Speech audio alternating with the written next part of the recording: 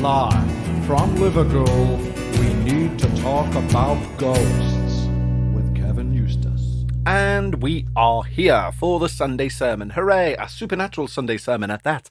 So I'm not hungover today. I thought I would be because I thought I was going to have a drink last night to watch Eurovision, but I didn't. No, I stayed true to my non-drinking self and had some iron brew. I did have a nip of brandy to salute Sir Terry Wogan on the ninth song, as is the done thing. Yes, so if you're a fan of the show of old, you will know that me and Becca have a little party for two when Eurovision is on. And we like to score the songs and pretend like we're little judges. Yes, we do. And we had lots of fun last night. The UK didn't because they received 0 points, nil point. Yes, both out of the judges' score and the public vote as well. No points at all. The only country to score 0 points, nil point. And let me tell you why that is, ladies and gentlemen. It's because the song was dire. It was utter awful. And there's a reason why we submit songs that are awful as the UK. And I've been thinking about it, and it's this very true fact. Commercial radio in the UK is an echo chamber. I know this isn't paranormal, but stick with me on this.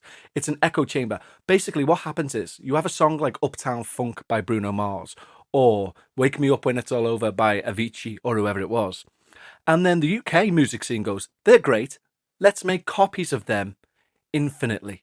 And they do, and then they make copies of the copies and copies of the copies of the copies, and then they force them onto commercial radio and down people's ears whilst the DJ say, these are dead good songs, and they're not.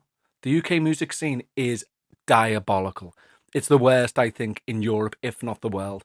And then we're all surprised when we say, hey, let's put one of those rehashed pieces of trash out in a competition, and no one votes for it. It was diabolical. It's not the lad's fault who put the song forward. You know, a group of UK music experts, in inverted commas, have said, yeah, let's choose that for our Eurovision win. Anyway, sorry, I'm going on a rant. No one cares because it's not paranormal. But yeah, that was our night last night. Congratulations to Italy, who sung in Italian. So they didn't do the normal thing that European countries do and they sing in English. No, they stuck to their native voice and they done a rock song and they won with it, and well deserved too. Yes, indeed. Great song it was too. So well done those guys. And girls, actually. So anyway, should we talk about paranormal stuff? Because that's the point of the effing show. How are you all? I hope that you've all had a fantastic week. Scary in parts maybe, but not too scary. I don't want you getting possessed or getting hit by a vase which just flew off a shelf. That would be terrible. Yes, naughty poltergeist. Anyway, we have got a wonderful show lined up for you today. We're going to, of course, listen. Well, I'm going to read. You're going to listen to some of the best listener stories you've ever heard. Echo. And yes, it's going to be good fun. So we've had a load of stories in, but we could always do with more. So if you're sitting on a story and you think, I'm going to send Kev that, then do. Follow through with that request. Send it to contact@talkaboutghosts.com. And I, of course, will read them out, for that's how it works. So I'm looking forward to doing this show. It's going to be a good one. Yes, it is. Of course, we also have a Patreon, and over on Patreon, we keep the Supernatural Sunday theme going with another paranormal extra episode. And if you'd like to check that out, go over to patreon.com/we need to talk about ghosts. Now, when you do that, I say thank you via the medium of song. Not only do you get 2 extra episodes each and every week, yes you do, just for you Patreons, you also get your name sung out by moi, which I'm going to do right now.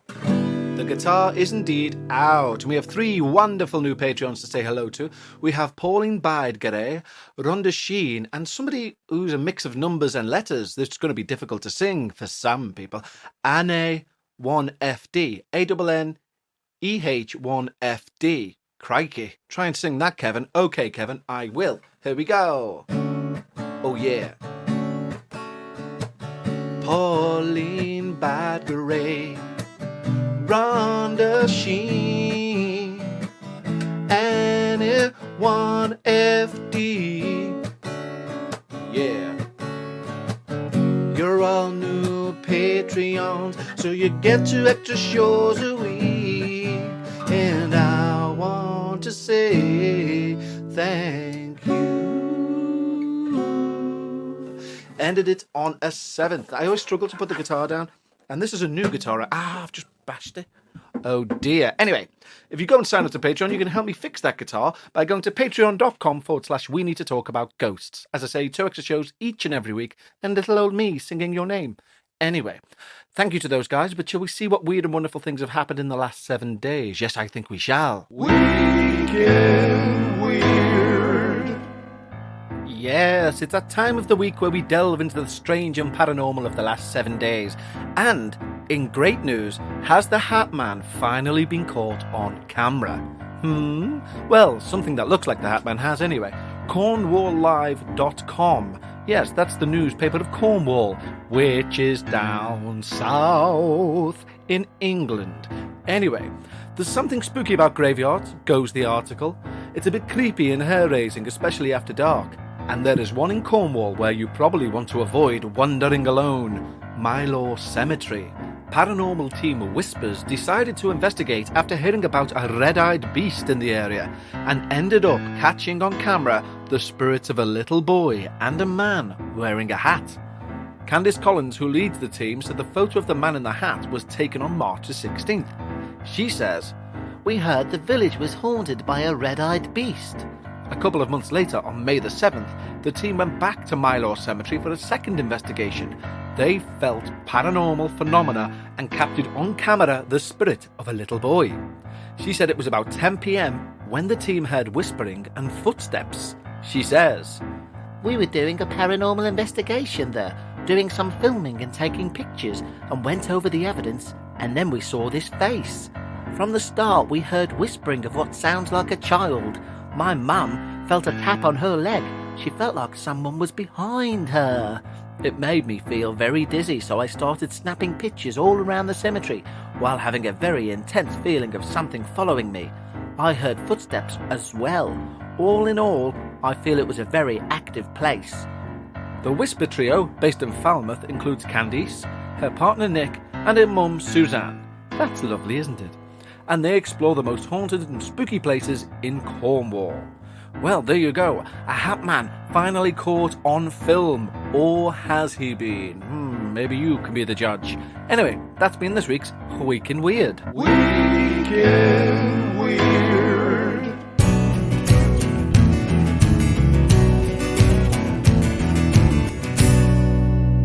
And we are back to get paranormal with ya. Yes, that's what the kids on the street would say. I'm gonna get paranormal with ya. I don't know, maybe they don't. I'm not that trendy. But I have cut my hair. Yes, maybe I'm trendy now. Anyway, so our first story today comes in from Mark. And he writes, "Kevin, greetings from the Pacific Northwest." Why, thank you, Mark. What a formal introduction. "My life is fraught with moments of the supernatural. As such, I'm considering a podcast of my own. But in the meantime, I want to share this story with you." Why, thank you, Mark, and good luck with your podcast if you do indeed end up making it. So this is Mark's story. It was about 1993. I was living in Colorado and in my 3rd year of marriage. We'd recently moved into a newly built apartment community. We kept to ourselves mostly. There was work and friends, but we didn't really know any of our neighbours. We hadn't lived there long when one night, while we slept, I sensed or heard something in our room. There was something clearly in the room with us. I was lying with my right arm under my head as I was on my back. A beautiful, seductive blonde woman suddenly was in our room walking towards me slowly. I wasn't sure who she was, or how she got in, or what to do. My wife wasn't awake, and this woman was locked on my gaze. I didn't move. I didn't say a word. My head raced as she came to the side of my bed. She didn't say a word. She slowly bent to kiss me, and as her lips parted, her entire face transformed into something resembling a demon with razor-sharp teeth that she sunk into the bicep of my arm behind my head. It stung and burned instantly, and I started shaking my arm and screamed out, "Jesus!" It was all I could muster, and it woke me up. There was nothing in my room. My arm was swinging wildly, and my wife stayed sleeping. Somehow, I returned to sleep and just wondered what it was. About 2 months later, I was actually hired by the apartment company to work maintenance. As a maintenance man, I was answering service calls daily and had access to every room in the building. On an early summer's day, I was walking through the pool area when someone caught my eye. There she was. The blonde, seductive woman that walked into my room and transformed into a succubus was sunning herself in a barely there swimsuit She lived in the community. She gave me a smile and a wave, and I walked out of the pool area. I was never visited again in the night whilst we lived there, nor has a succubus revisited me since. I believe crying out to Jesus was the only thing that prevented me from any real damage or danger. Blessings, Mark. Wow, Mark. Just wow. I don't think we've had many succubuses or incubuses stories that have been sent in, or succubus or incubus stories, not plurals. But anyway, Mark, what a story. I mean, to be fair, she sounds hot, So, take with that what you will. But she is a demon. Yes, we can't have demons doing the rounds. You know what that did remind me of as well? A terrifying story as well if it's a demon coming to see you. But the other night, I woke up and I had a numb finger, right? Very strange sensation. And you know the pressure point between your thumb and your first finger, that fleshy pad in between the two, if you squeeze it, it's a pressure point and it absolutely kills. That was aching like somebody had squeezed it, or squoozed it if you won't. And that finger, my first finger, was dead. And I was like, God, what's that with? Anyway, when I woke up the next morning, that finger at the tip of it was still completely numb. And I had like a little divot just behind the knuckle with a lump on it. And I was really confused. So I might start setting cameras up to see if I'm going sleep punching walls or something, because I definitely haven't done that to myself. And the neighbour's cat leaves very distinctive claws if she gets you, and you know about it. And you also feel a scarper away. So I don't know what this is. But anyway, enough of me. Mark, thank you so much for your succubus story. And if you do indeed start your own podcast, you must let us all know. Now, our next story is truly terrifying also. And this has come in from Anna. And it's called The Man in the Mirror Stole My Keys. Yeah, so there's Michael Jackson writing songs about a thief. Anyway, she writes, Hey, hey. So I see back. Hey, hey. Please refer to me as Anna if you choose to read out this story. I will indeed, Anna, and I have chose to read out this story.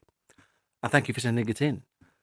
The other day, I was listening to one of the Dark Paranormal episodes in which you talked about us attributing a lot of things to it's just one of those things.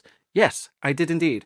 And we all know that story, don't we, guys? As in, there was a famous person in the paranormal world, anyway. I can't remember her name, so bad news on me.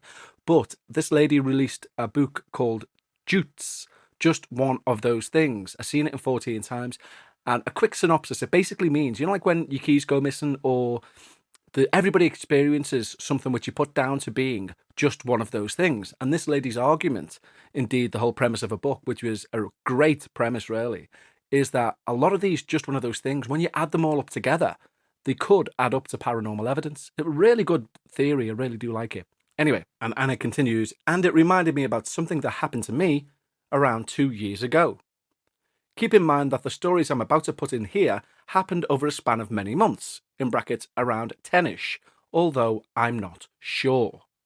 So ladies and gentlemen, Michael Jackson included, without further ado, this is the man in the mirror stealing my keys.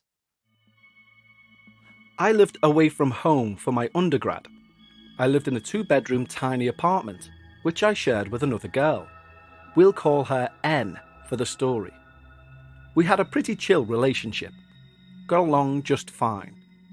It's in the middle of summer, and one evening, N comes to my room to ask me why did I turn on the water heater.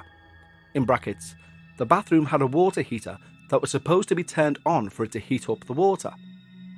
I said, dude, WTF? I'm dying of the heat. Why would I turn on the water heater? If anything, I need an ice bath. So, we just laughed it off and didn't really talk about it. I think it was easier for us to not really question anything at this point. Besides, we had busy schedules. So we swept the whole thing under the rug. This incident repeated itself every few weeks for months, and I could not explain it, so we just started joking that we had a ghost in the apartment that loved hot water, and that was the end of the conversation. It wasn't too serious a thing, because it didn't happen too often, and eventually it did stop. See, that's a perfect example of a story of a jute. Just one of those things. Could that be paranormal? Yes, it could. Could it also just be down to something completely random and to do with the house or the apartment? Yes, it could. And that's why you do put it down to just one of those things.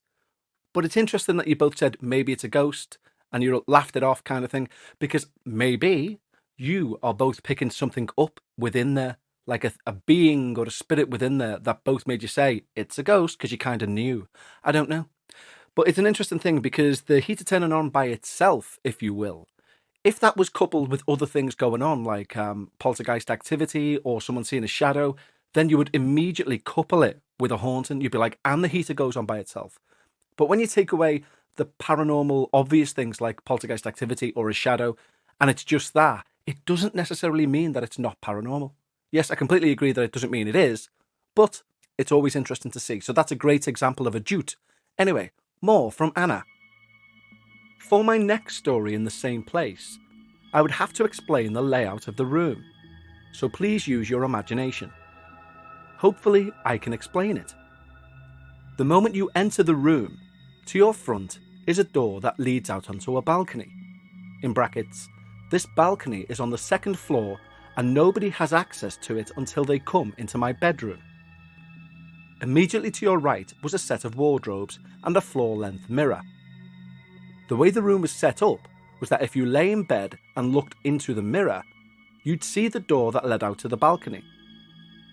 One night I was trying to sleep. The room was dark and there was some light coming from the outside via the balcony door. I had light music playing, and as I looked into the mirror, I saw someone was standing outside on the balcony. At that moment, I thought it was just my imagination, so I shut my eyes and I opened them again. It was still there. Now I'm panicking because this person could enter my room if they wanted to, and in my head, I'm trying to remember where I've put the pepper spray that I keep with me, all the while not moving my eyes from this figure. That's when I noticed that wherever this thing was, it did not have any features whatsoever. It's shaped like a human, but I cannot see any features at all, and the moonlight was illuminating it enough. This happened within seconds, and I am only seeing the figure in the mirror, so I got up to see the balcony, and there's nothing there. I checked the mirror again, and whatever it was gone. So I did the most logical thing. I put the covers over my head and fell asleep. Wow. I mean, brave you for falling asleep. I wouldn't have been able to fall asleep after that. I'd probably sleep on the balcony because it's outside. I can get away. But then again, if it was an actual murderer or something, I suppose you want to stay safe indoors. You know what is interesting though? That I've been reading quite a lot of like Latin horror stories and ghost stories, and they largely include mirrors. There was a really fascinating one that I read recently about a mirror being on one side of a wall, and apparently in the next adjacent house, like on an attached house, a terraced house, they had a mirror there too, and the spirit was able to pass through the wall using the mirror. Oh, it was terrifying story. I'll have to try and find it. But yes, mirrors are starting to freak me out nowadays, and not just because I'm getting older. No.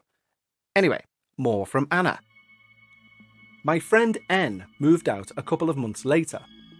Unrelated to anything happening in the apartment, that is. I moved into what used to be N's room. In brackets, no mirrors in this one. Another girl moved into my old room. And the water heater incident happened with them too. By this time, I was just so used to it, I told her the story of what was happening with the heater, and we decided it was nothing. This also cannot be a human error, because we had long days and the heater was on when we came back. But we knew for a fact it was off when we left. However, that really wasn't a big deal. The other most notable thing that happened whilst I was living there was when my keys went missing. I have a designated place where I put my keys when I got back home. I always put them there. I always picked them up from there when I left the house. One day, as I was leaving, I realised my keys were missing. I was late already, but luckily I had an extra set of keys, so I locked the place up and left.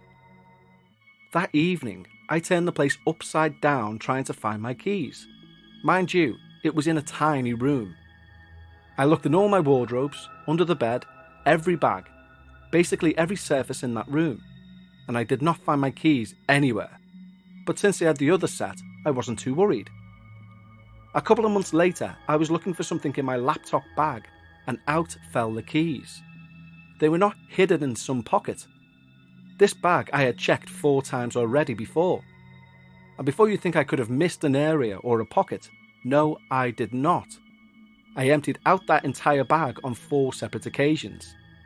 To this day, I do not know where the keys went and how they came back, although I'm glad they did. Looking back, I don't care about any of these incidents. I just joked about the ghost in my apartment and never took it seriously. I never got any vibes from the place apart from the time of about 2 months in, where I would have horrible nightmares and wake up at exactly 3:20 AM. I think I slept with the lights on for a couple of weeks after that. Funnily enough, during the day the place would feel like nothing, but for those 2 months at night my bedroom felt dark and weird. I blamed it on stress. After listening to that episode, I now wonder if there was actually something there, or did I create it because I joked about it too often? I do have very tiny occurrences from other times in my life. Also one story that might explain the reason for my discomfort around mirrors at night. They're not that great, however if you're interested, I'll send them another time. Regards, Anna. Well, I think we know what I'm about to say, Anna. I'd like to say, and on behalf of all our listeners, I think we can all agree the bride needs to hear all of your terrifying stories, so please send them in. That would be amazing. Oh my lord. And also, I do like the way that you're thinking about what it could have been towards the end of that story, where you're kind of implying yourself. It might be a tulpa. It might be something that you're creating as a thought form to send out into the ether. Brilliant stories though, Anna. Yes, and I'm, as I said earlier, quite terrified around mirrors quite recently, so if you could send in your story about why you think mirrors are a bit of a pest, that would be good for me. Next, we have a short little scary tale from Sean. Sean's sent in stories previously, and we were all terrified by them. Yes, we were indeed. Sean writes, "Hi, Kevin Becker. Hi. Hi. Sean emailing again from Ferryhill. I'm pleased you enjoyed the demonic story of Hill House Farm. Yes, we did. It was petrifying. Thank you, Sean. As promised, I'm following up with more stories, and this is Sean's tale. Firstly, there's a teacher at our old secondary school, the one previously discussed. He goes by the name of Mr. Leash. He told us his account of a paranormal experience in Year 8 when we were learning about Gothic prose, and it stuck with me. Before he was a teacher, Mr. Leash was an apprentice for a joiner and was on a job one seemingly ordinary day. Mr. Leash was paired with an older hand, and they were sorting a bathroom for an elderly lady. So there they are, cracking on with the job, when an elderly man appeared in the open bathroom doorway whilst they worked. They both acknowledged him, and he asked them the typical tradesman/customer questions like, how's the bathroom coming along, and would you like a cup of tea, etc. Mr. Leash's colleague told the man that the job was coming along nicely and they didn't want a tea or coffee break as they were almost done. The man then turned. Not 10 minutes later, an elderly woman comes up the stairs and asks the very same questions. How's the job going? Would you like a brew? Like before, Mr. Leash's experienced colleague told the lady that the job was in hand and they'd already told the gentleman that they didn't want a drink, but thank you. To which the woman replies, what man?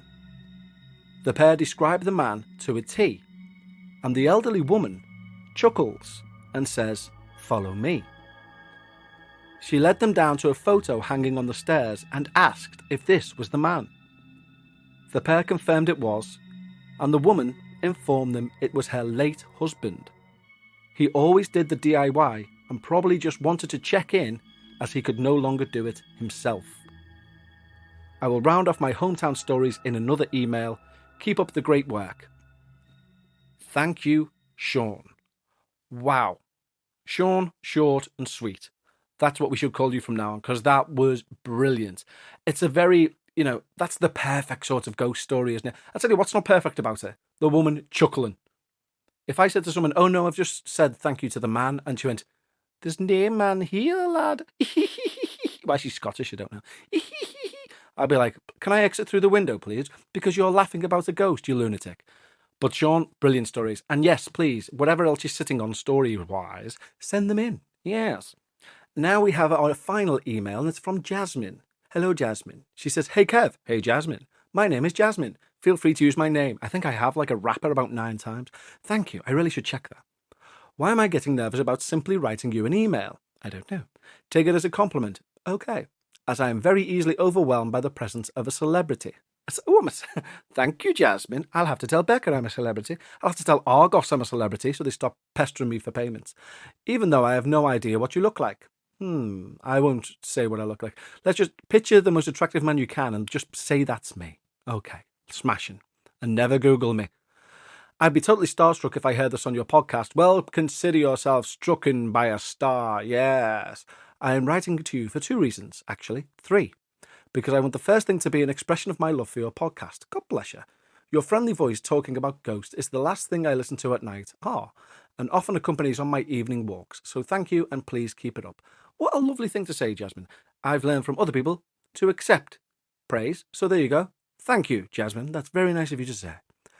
Now, my main reason for emailing you is that you mentioned on a recent episode. Oh, she's not Scottish. She's not Sean Connery. On a recent episode. No, sorry about that. You mentioned on a recent episode, I'm unsure which one, as I listen to the episodes by the order of whichever title takes my fancy, she says in brackets, fair play. Something which rang a bell with me. You were discussing how there can be spirits trapped in places or ghost dwellings in houses where they are not the only one of their kind present. Yes, I did. I wonder if I'll be the only person to write to you about this, because on Sunday, I watched Things Heard and Seen on Netflix with my mum. I don't know if you've heard it or seen it. See what I did there? Oh, yes, I did. Well done, yes. Things Heard and Seen. I see what you've done. Well done, Jasmine, yes. I haven't watched it, but I do want to see it. But it holds very similar themes to such conflicts. I don't want to ruin it too much for anyone, as Amanda Seyfried does a stellar job and it's well worth a watch. Okay then. This element isn't revealed straight away, but it holds a very interesting twist, and it indeed is about spirits with opposite intentions. But yeah, just had to mention that to you. Well, thank you, Jasmine. I'll check it out. My second reason for writing is to finally, after listening to everybody else's story, tell you my ghost story. I can remember part of my experience very vividly, but time bends when I try to pinpoint my age at the time. So, ladies and gentlemen, after such a lovely introduction, this is Jasmine's story. I must have been about 5 when I first saw my ghost. I still sleep in the same room this happened in. I'm now aged 24, and sometimes wish he would come back and bring some people with him. Here's why. I used to have a cushioned and sturdy rocking chair in the corner of my room. I liked it being there for bedtime stories, plus my toys were all downstairs in the lounge, so I had plenty of space in my room for extra furniture. At the time, I had a small single bed, but I was rubbish at staying in it throughout the night, so I had to have it up against the wall with one of those hideous, cold, sharp and dangerous white metal bed guards on the other side of me. Sometimes I even had to have 2 to entirely fence off the side of my bed. I don't remember if I had bad dreams or what exactly made this happen, but either way, I moved a lot when I slept as a kid, and waking up on the floor was pretty common. I don't remember the first time I saw him, but I just remember that I used to have an oldish man, in brackets, I was 5, so a 40-year-old was old to me, who would make himself comfortable in my rocking chair from time to time. I knew he was a ghost and didn't think for a minute he was real, but he never once threatened me. He didn't flick my lights on or off, nor did he make things fly around my room. He just sat one knee over the other, with his fingers interlaced in his lap, looking over at me as I settled down. I got totally used to him being around and remember feeling sad if he didn't show one night. I finally told my mum not long after I'd started seeing him, and I feel like this was because as I got older, I didn't want him around when I was staying up later. Or maybe I'd become conscious of the typical and expected fearful response to the ghosts. I really couldn't tell you. As I told her, she says I was frightened and didn't want him to visit me anymore. So, as you did in the early 2000s, my mum went to a local medium or psychic who was a friend of a friend, and asked what she should do. She told my mum to enter my room, not be too nervous, and to kindly ask him to go away. She said it was important for him to know that I appreciated his presence for a time, but that he was now scaring me, whether he meant to or not. I never saw him again after that day. Years later, however, I'd forgotten this time in my childhood, and after watching my first ghost story / horror film in my early teens, my mum reminded me of the story, and it all came flooding back. I described the man to her, being able to tell much better articulate descriptions of the visuals now, and we discovered he bared an uncanny resemblance to my paternal grandmother's father.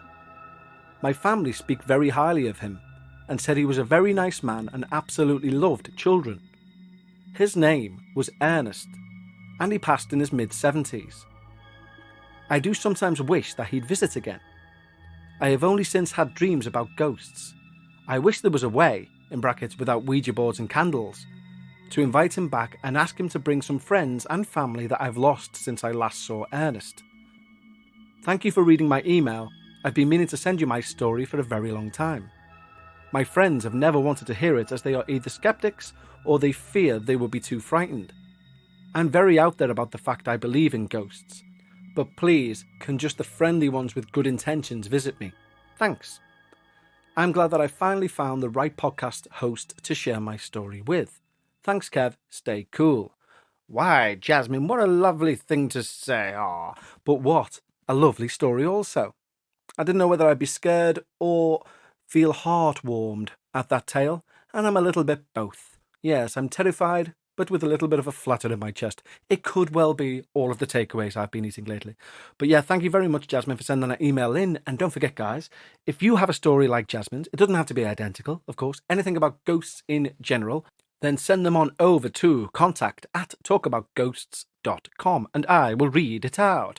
Yes. Don't forget, guys, if you need more paranormal fixings, then head over to patreon.com/we need to talk about ghosts. Not only will you help support the show and keep it going, you'll also get a couple of extra episodes each and every week and a thank you on the show. Okay then, guys, until next time, take care of yourselves and each other. Copyright Jeremy Springer, mid-90s style, and I will speak to you then. Tatty bye.